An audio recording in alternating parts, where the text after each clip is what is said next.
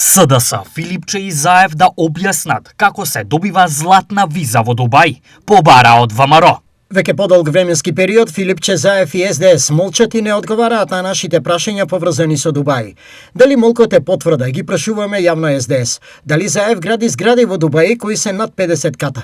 Од каде му се тие пари на Заев? Во контекст на ова се поставува и прашањето дали Филипче исто така е поврзан со оваа афера, па затоа и е поставен на чело на СДС за да му го чува грбот на неговиот ментор Заев. Стои во соопштението. Во однос на уставните измени и тврдењето на СДС дека уставните измени се единствен услов на Бугарија за кревање на ветото, од ВМРО ДПМН повторно праша. Најлошата дипломатија која имала нашата држава беше начело со Заев, Ковачевски, Османи и Маричич, кои освен што се сликаа по авиони и на средби со разни функционери, не направија никаков напредок во меѓународната политика.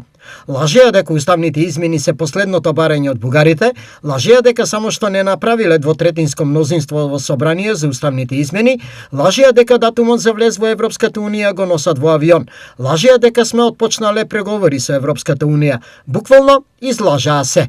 Стои во соопштението.